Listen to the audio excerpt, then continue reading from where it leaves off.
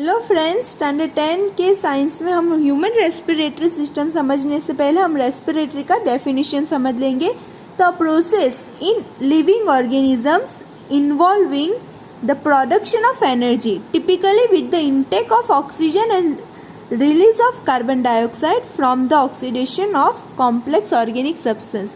यानी कि हम जब रेस्पिरेटरी जो पूरा सिस्टम है उसमें जब हम ब्रीथिंग करते हैं तब ऑक्सीजन लेते हैं और कार्बन डाइऑक्साइड रिलीज करते हैं।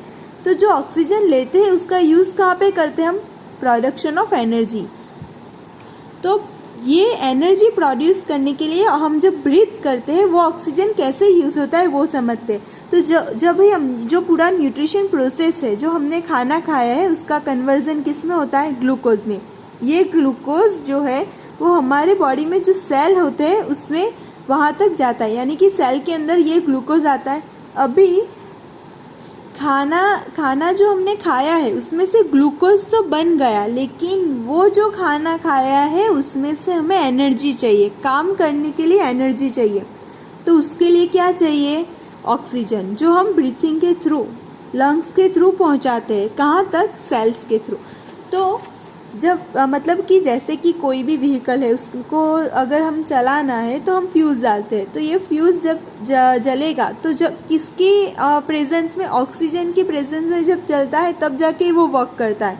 तो सेम प्रोसेस इसमें है। हमने जो खाना खाया है, हमने जो न्यूट्रिएंट्स लिया है उसमें से ग्लूकोज बनता है। ओके, तो ये सेल के अंदर जब ग्लूकोज आता है, अभी जो खाना खाया है उसमें से हमें एनर्जी चाहिए। तो ये एनर्जी कैसे हमें मिलेगी? जब ग्लूकोज का रिएक्शन ऑक्सीजन के साथ होगा और हम जब ब्रीथ करेंगे तब ये वो वाला ऑक्सीजन जब ग्लूकोज के साथ रिएक्ट करेगा तब कार्बन डाइऑक्साइड फॉर्म होगा, as well as water form होगा, एज वेल एज एनर्जी मतलब जिससे हम लोग काम कर सकते हैं, चलते हैं फिरते, वो वाली एनर्जी हमें मिलेगी। कार्बन डाइऑक्साइड जो प्रोड्यूस होगा वो हम लोग एक्सहेल कर देंगे। एक्सहेल का मतलब बाहर निकाल देंगे। तो ब्रीथिंग में जब हम ब्रीथिंग करते हैं तो 2 टाइप्स ऑफ मतलब कि प्रोसेस होता है। पहला होता है कि इनहेल का मतलब जब हम एयर को लेते हैं। इनहेल एयर, कैसी एयर लेते हैं? ऑक्सीजन रिच, जो ऑक्सीजन से भरपूर होती है वो वाली एयर हम इनहेल करते हैं। और एक्सहेल का मतलब क्या? एक्सहेल मतलब जो एयर हम बाहर निकालते हैं उसको बोलते हैं एक्सहेल। तो ह्यूमन रेस्पिरेटरी सिस्टम में तो हमें ये समझना है कि ऑक्सीजन कैसे हम लोग मतलब कि लेते हैं और कार्बन डाइऑक्साइड कैसे बाहर निकालते हैं। तो पहले हम लोग ये प्रोसेस समझ लेते हैं, बाद में किस तरह से ये एनर्जी में कन्वर्ट होता है वो बाद में हम लोग पढ़ते हैं। तो ये पूरा पैसेज है, यानी कि हम जब नॉस्ट्रिल से एयर को अंदर लेते हैं, ओके, यहाँ से लेकर फिर वो लंग्स में जाती है। ये पूरा प्रोसेस हमें समझना है। उससे पहले हम थोड़ा बेसिक समझ लेते हैं। Air is taken into the body through the nostril and air passing through the nostril is filtered by the fine hairs that line the passage. जो हमारे जो नॉस्ट्रिल्स है वहाँ पे जो एयर है वो फाइन हेयर्स के थ्रू फिल्टर होती है, एज वेल एज जो पूरा पैसेज है is also line with mucus. Mucus मतलब जो हमारे जो नोज के अंदर जो पूरा सरफेस है ना वो म्यूकस का है। ओके, तो इससे एयर पास होती है और यहाँ से पास होके फिर थ्रॉट में से फिर लंग्स में जाती है। ओके, ये पूरा जो है वो समझ लेते हैं पहले। तो देखो, ये है हमारा नेजल पैसेज है। ओके, यहाँ पे नोज़ के अंदर फाइन हेयर्स है, उसका जो पूरा सरफेस बना है वो म्यूकस से बना है।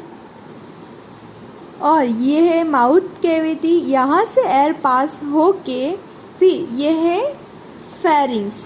ओके, फेरिंग्स जिसको हम कंथनरी भी बोलते हैं, जहाँ से आवाज़।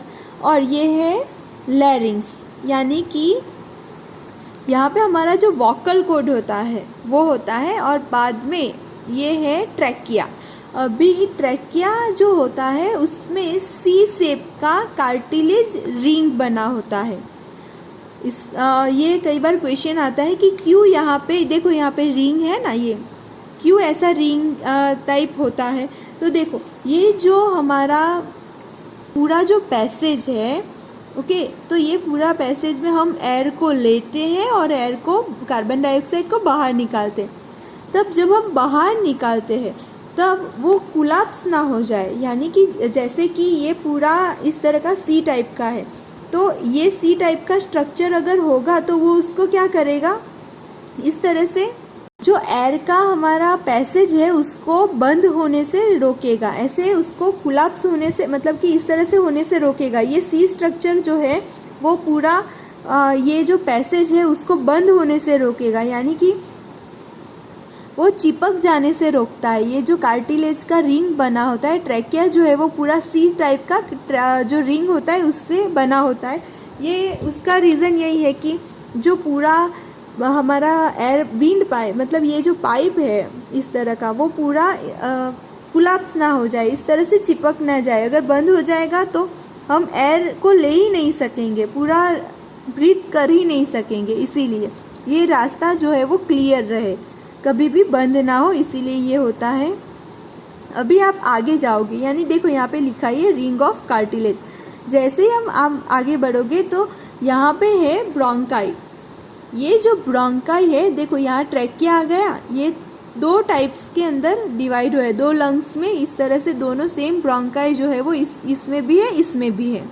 अभी ये ब्रोंकाई जो है वो स्मॉलर एंड स्मॉलर ट्यूब्स में डिवाइड होती जा रही है। अब देखो धीरे धीरे इस तरह से डिवाइड होती जा रही है और फाइनली एक बलून लाइक स्ट्रक्चर जो है जिसको हम बोलते हैं एल्वोइलाई, एल्वोइलाई के अंदर मतलब कि उसका डिवाइड हो रहा है। देखो यहाँ पे हर एक में, और उसका आप लोग को थोड़ा यहाँ पे बना के दिया है जूम, तो ये देखो इस तरह का फाइनली उसका जो स्ट्रक्चर होता है जिसको हम लोग बोलते हैं एल्वोइलाई, ये एल्वोइलाई होती है। और ये देखो उसका बलून टाइप स्ट्रक्चर है, वो ऐसे कोई फ्लैट नहीं है, उसका बलून टाइप स्ट्रक्चर है। ये बलून टाइप स्ट्रक्चर इसीलिए है ताकि सरफेस एरिया बढ़ जाए, जो ऑक्सीजन आ रहा है वो ज़्यादा से ज़्यादा एब्सॉर्ब हो, इसीलिए यहाँ पे जो स्ट्रक्चर है वो इस तरह का बलून टाइप स्ट्रक्चर होता है। और ये जो एल्वोइलाई होती है उसके पास ब्लड वेसल का पूरा नेटवर्क होता है, इसके पास पूरा जो ब्लड वेसल है उसका नेटवर्क होता है, यानी कि ब्लड जो है वो इसके थ्रू ऑक्सीजन को कंटेन करता रहता है। और ये क्वेश्चन भी बहुत बार आता है कि क्यों ये जो एल्वोइलाई है उसका स्ट्रक्चर बलून टाइप होता है, तो इसका रीज़न यही है कि ज़्यादा से ज़्यादा ऑक्सीजन एब्सॉर्ब हो सके, इसके लिए इसका स्ट्रक्चर जो है वो इस तरह से बलून टाइप होता है, यानी कि ज़्यादा से ज़्यादा सरफेस एरिया बढ़ सके। और नेक्स्ट आप देखोगे तो ये तो हुआ लास्ट में जो स्ट्रक्चर होता है उसको हम बोलते हैं एल्वोइलाई, लेकिन ये जो पूरा इस तरह का पूरा स्ट्रक्चर बना है उसको बोलते हैं हम ब्रोंकीलॉइस। तो लास्ट में ये जो है वो है डायफ्राम। ओके, ये जो डायफ्राम होता है यानी कि जब हम एयर को इनहेल करते हैं या तो फिर जब हम अपने रिब्स को लिफ्ट करते हैं या तो एयर को इनहेल करते हैं, तब क्या होता है, हमारा जो डायफ्राम होता है वो फ्लैटन हो जाता है और हमारा जो चेस्ट कैविटी है वो लार्जर हो जाता है। जब भी आप एयर को ऐसे सांस को अंदर लेते हैं तब ये सपोर्ट कौन करता है, ये डायफ्राम, ये जो होता है वो सपोर्ट करता है ये चेस्ट को ऐसे लिफ्ट होने में, और चेस्ट हमारा जो डायफ्राम है वो इस तरह से फ्लैटन हो जाता है, सपोर्टिव काम ये करता है। तो ये हुआ पूरा पैसेज। अभी हम समझते हैं प्रोसेस को। तो देखो जब भी हम एयर को इनहेल करेंगे तो ये यहाँ से होकर ब्रोंकाई से होकर ये ब्रोंकियोल्स यानी कि यहाँ पे, और फाइनली वो एल्वोलाई में, यानी कि ये जो स्ट्रक्चर है यहाँ तक आ जाएगी। ओके, अभी क्या होगा, ऑक्सीजन ये वाली सरफेस पे एब्सॉर्ब हो जाएगा, ऑक्सीजन अंदर जाएगा और हमारी बॉडी में जितना भी कार्बन डाइऑक्साइड है, जो ब्लड है वो कार्बन डाइऑक्साइड जो लाया होगा वो पूरा ब्लड जो है वो यहाँ एल्वोइलाई में कार्बन डाइऑक्साइड को रिलीज़ करेगा, यानी ऑक्सीजन एंटर होगा और कार्बन डाइऑक्साइड रिलीज़ होगा। अभी ये जो ऑक्सीजन अंदर एंटर हुआ है तो यहाँ पे एल्वोइलाई जो ब्लड वेसल है इसका कनेक्शन किसके साथ है, ब्लड वेसल के साथ है।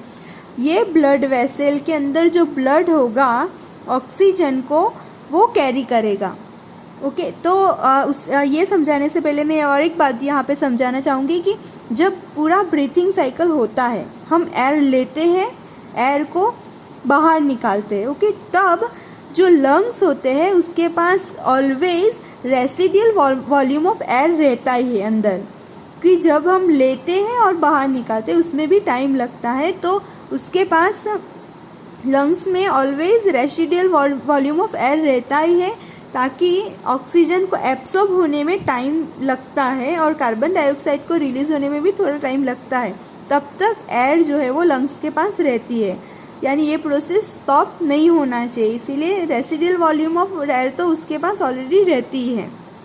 अभी हम समझते हैं कि ऑक्सीजन जो एल्वोइली ने लिया है वो कौन लेके जाएगा, ब्लड वेसल लेके जाएगी, लेकिन ब्लड जो है, ब्लड ऑक्सीजन यानी ऑक्सीजन जो है वो ज़्यादा सॉल्युबल नहीं होता है, ब्लड के साथ उसका सॉल्युबिलिटी कम होता है, तो ब्लड जो है वो अकेला ऑक्सीजन को नहीं ले जा पाएगा। ओके, तो ह्यूमन बींग्स के अंदर क्या होता है, ये रेस्पिरेटरी पिगमेंट्स होते हैं, आप सब जानते हो इसके बारे में, यानी कि हीमोग्लोबिन। जो हीमोग्लोबिन होते हैं ब्लड के अंदर, वो ब्लड के अंदर जो हीमोग्लोबिन वो ऑक्सीजन को लेकर जाते हैं, ऑक्सीजन को सेल्स के पास ये हीमोग्लोबिन जो होते हैं वो लेकर जाते हैं। तो देखो फिर से समझाती हूँ, ये एल्वोइलाई है, एल्वोइलाई के पास ब्लड वेसल है, ब्लड वेसल यानी कि उसमें ब्लड होगा। अभी ये ऑक्सीजन जैसे ही एब्सॉर्ब हुआ है वो सीधा जाएगा ब्लड के साथ, लेकिन ब्लड के साथ मिक्स नहीं हो पाएगा, क्योंकि ब्लड के साथ ऑक्सीजन मिक्स नहीं होता है, सॉल्युबल नहीं होता है। तो ब्लड के अंदर जो रेस्पिरेटरी पिगमेंट्स है जिसको हम बोलते हैं हीमोग्लोबिन, हीमोग्लोबिन क्या करेगा, ये ऑक्सीजन को ले जाएगा कहाँ तक, जो सेल्स होते हैं वहाँ तक। और कार्बन डाइऑक्साइड जो होता है वो तो ब्लड के साथ सॉल्युबल है कंपेयर टू ऑक्सीजन, तो कार्बन डाइऑक्साइड तो ब्लड के साथ ही सॉल्युबल होके वो डिफ्यूजन वाला जो प्रोसेस होता है उसके थ्रू ही वो यहाँ एल्वोइली तक पहुँच जाएगा और वो बाहर निकल जाता है। जबकि ऑक्सीजन को ले जाने वाला कौन है, ये जो ब्लड वेसल है उसमें ऑक्सीजन को कौन ले जाएगा, हीमोग्लोबिन। तो ये कॉन्सेप्ट क्लियर होना चाहिए। तो ये हुआ पूरा हमारा ह्यूमन रेस्पिरेटरी सिस्टम। अभी हमें आगे देखना है कि जब ये ऑक्सीजन सेल के पास पहुंचता है तो आगे कैसे एनर्जी रिलीज होती है वो समझना है। और एक बात आपको डू यू नो करके दिया है यहाँ पे कि अगर ये जो एल्वोइलर जो सरफेस है, ये जो देखो ऐसे ब्रांच में बटी हुई है ना, अगर उसको हम स्प्रेड आउट कर देते हैं पूरा, ऐसे जो ब्रांच है उसको पूरा ऐसे स्प्रेड आउट कर देते हैं, तो उसका जो मेज़रमेंट है वो अबाउट 80 मीटर स्क्वायर है। 80 मीटर स्क्वायर बहुत ही हमारी बॉडी से बहुत ही मतलब कि सरफेस बढ़ जाता है, तो इसीलिए इसका लार्ज सरफेस रखा गया है, इस तरह से उसका स्ट्रक्चर रखा गया है ताकि ज़्यादा से ज़्यादा ऑक्सीजन जो है वो अवेलेबल हो सके। और अगर हीमोग्लोबिन, हमारे ब्लड वेसल्स के पास हीमोग्लोबिन नहीं होते तो ब्लड अगर ले जाता ऑक्सीजन को, जो कि ये जो ब्लड है वो ऑक्सीजन के साथ सॉल्युबल नहीं होता है, ऑक्सीजन जो है उसका सॉल्युबिलिटी कम है, लेकिन अगर ब्लड ले जाता ऑक्सीजन को तो उसका एस्टिमेशन है कि हमारी ये जो लंग्स है उसको, हमारे जो टोज़ है, हमारे जो पैरों की जो टोज़ है उस तक ब्लड पहुंचने के लिए अबाउट 3 इयर्स 3 साल लग जाते अगर हमारे पास हीमोग्लोबिन नहीं होता तो। We are lucky to have a haemoglobin, हमारे ब्लड में हीमोग्लोबिन है जो ऑक्सीजन को ले जाता है, तो हम लकी है। अगर नहीं होता तो हमारे लंग्स से लेकर हमारे पैरों में जो टोज़ है वहाँ तक पहुँचने के लिए 3 इयर्स लगते पहुँचने के लिए। और यहाँ पे और एक चीज़ दिया गया है कि स्मोकिंग जो करते हैं वो बहुत ही मतलब हमारी हेल्थ के लिए बहुत ही हार्मफुल है, क्योंकि लंग कैंसर जो होता है ये कॉमन कोज हो चुका है और उससे क्या होता है पूरे वर्ल्ड में मतलब कि डेथ होता है ये लंग कैंसर जिसको होता है। तो हमारा जो रेस्पिरेटरी सिस्टम है उसमें अपर पार्ट में जो स्मॉल हेयर लाइक स्ट्रक्चर होता है जिसको हम बोलते हैं सिलिया, तो ये सीलिया क्या करती है, जो germs, dust and harmful particles होते हैं उसको रिमूव कर देती है।